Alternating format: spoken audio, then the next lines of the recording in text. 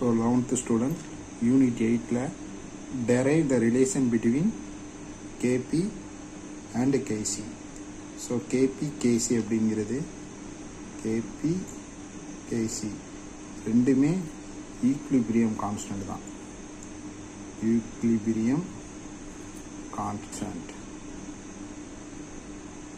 For ideal gases. Ideal gas mixtures.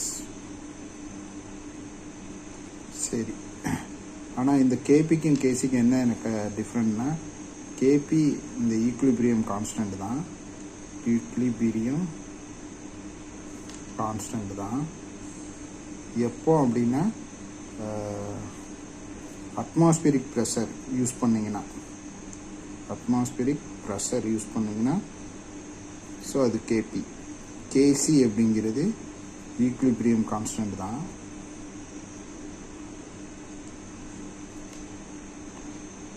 So இங்கே என்னென்னா molarity use பண்ணால் அது யூஸ் பண்ணணும். ஸோ ரெண்டுத்துக்குள்ள ரிலேஷன் தான் பார்க்க போகிறோம். Let us consider the reaction. ஒரு ரியாக்ஷனை கன்சிடர் பண்ணிக்கலாம். நிறைய ரியாக்ஷன் இருக்குது, அதனால் காமனாக ஒரு ஏ ப்ளஸ் பி ரெண்டு ரியாக்ட் ஆகி சி ப்ளஸ் டி அப்படிங்கிறத கொடுக்கு. இது ரிவர்சபிள். சிடி ரியாக்ட் ஆகி ஏபியை கொடுக்கும், அந்த கான்செப்ட். ஸோ இதோட கோஎஃபிஷியண்ட்டை எக்ஸ்ன்னு வச்சுக்கலாம், இதோட கோஎஃபிஷியண்ட்டை ஒய்இ, அதேமாதிரி இதோட கோஎஃபிஷியண்ட் எல்லு, இதோட கோஎஃபிஷியண்ட் எம்மு. ஸோ ரொம்ப முக்கியம். இப்போ நான் இதுக்கு ஈக்லிபிரியம் கான்ஸ்டன்ட் கேசி எழுதுனேன் அப்படின்னா, ரியாக்டன்ட் பை ப்ராடக்ட், அதான் ஃபார்முலா ஈக்லிபிரியம் கான்ஸ்டன்ட்டுக்கு. ஸோ இங்கே ப்ராடக்ட் பை ரியாக்டன்ட். ஸோ தப்பாக எழுதினேன், product by reactant. So product என்ன, எல்சி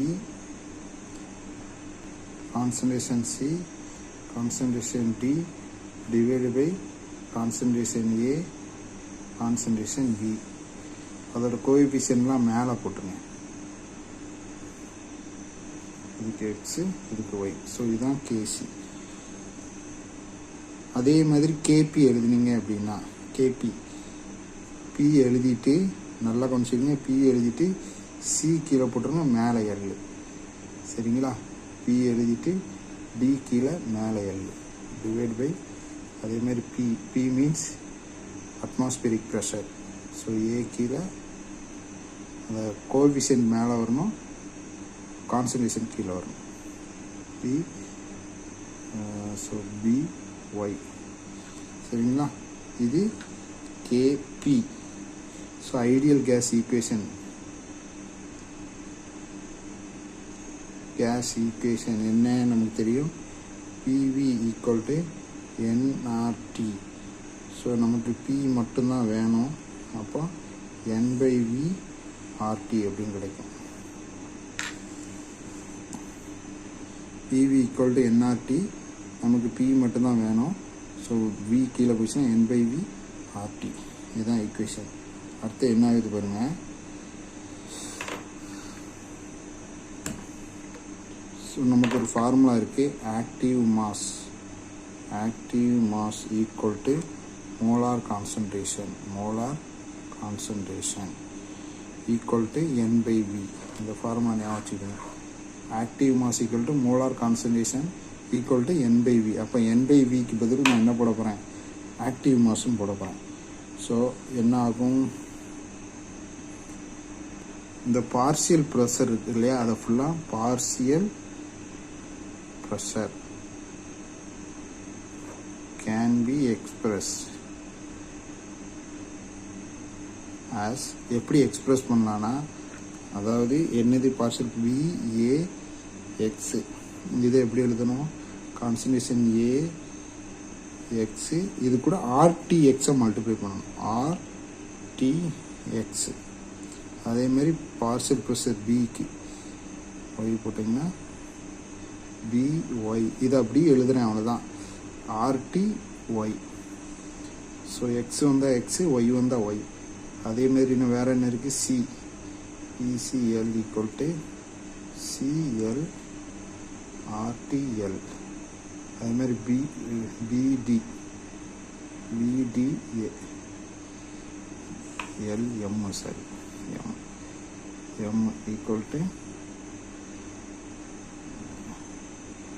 டிஎம் ஆர்டிஎம். இதுதான் லாஜிக். ஸோ நமக்கு கேபி தெரியும். இந்த கேபியில் தூக்கி இதை என்ன செய்ய போகிறோம், சப்ஸ்டியூட் இன். இது ஈக்குவேஷன் கொடுத்துருங்க, ஈக்குவேஷன் 1ன்னு கொடுத்துருங்க, ஈக்குவேஷன் 1. இதோட வேல்யூ எல்லாம் இதில் தூக்கி சப்ஸ்டியூட் பண்ண போகிறேன். உங்களுக்கு புரியுதுக்கு திரும்பி நான் அந்த ஈக்குவேஷன் எழுதுகிறேன். K P equal to P C L partial pressure P D M divide by P A X P B Y. So இதில் இந்த வேல்யூ தான் என்ன செய்ய போகிறோம், சப்ஸ்டியூட் பண்ண போகிறோம். ஸோ பிசிஎல் அப்படின்னா கான்சன்ட்ரேஷன் சி வரும், எல் வந்து மேலே வரும், இன்ட்டு ஆர்டிஎல். அதே மாதிரி கான்சன்ட்ரேஷன் டி எம் மேலே வரும், R T M divide by concentration A X மேலே வரும், ஆர்டிஎக்ஸ். Concentration B Y ஆர்டிஒய்.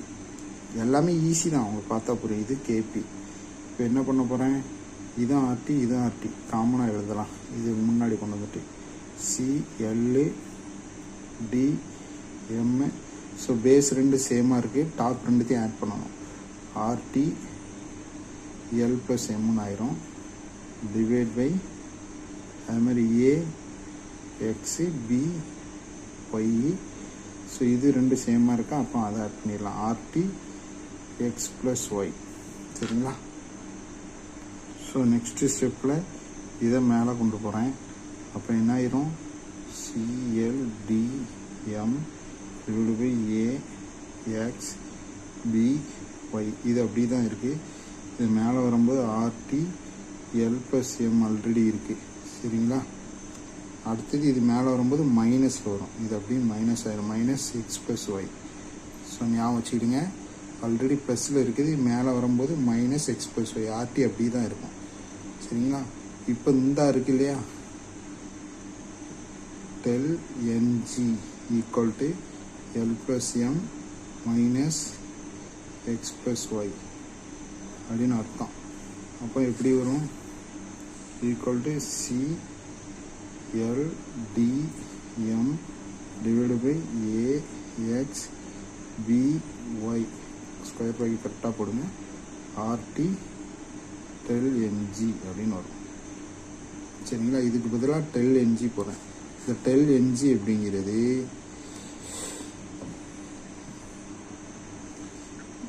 இப்போ இதுவும் நம்பர் ஆஃப் மோல்ஸ் தான், இதுவும் நம்பர் ஆஃப் மோல் தான். சரிங்களா? So number of moles of the reactant, இது number of moles of the product difference.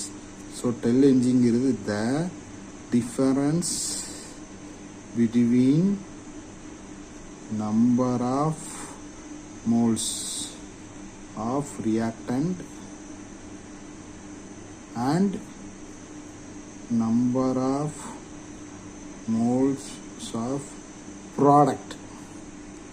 என்ன ஃபேஸு, ஐடியல் கேஸ் தான் பார்க்கும். In gas face.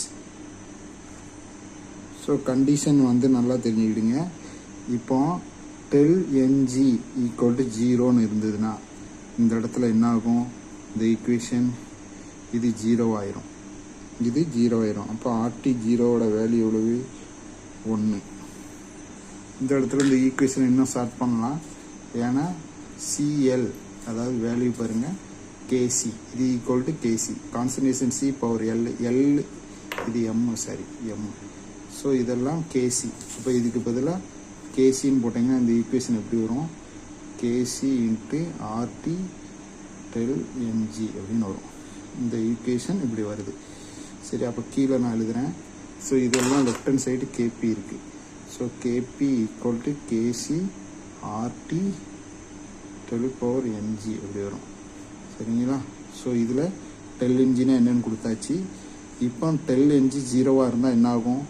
KP K C RT del N G 0 போட்டீங்க. R T 0ஓட வேல்யூ 1. இப்போ K P equal to K C. So del N G value 0 இருந்தால் K P equal to கேசி.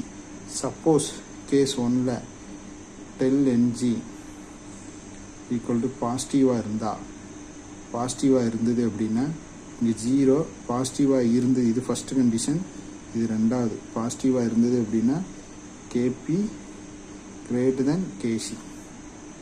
அதுனா ஒன்றும் இல்லை, இந்த இடத்துல பாசிட்டிவ்னு போட்டோம் அப்படின்னா என்ன ஆகும்? 0க்கு பதில் பாசிட்டிவ்னு இங்கே போடணும் நீங்கள்.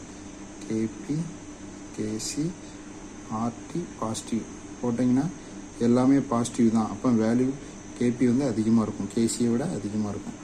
அடுத்தது மூணாவது கண்டிஷன், டெல் என்ஜி நெகட்டிவாக இருந்ததுன்னா கேபி லெஸ் தென் கேசி.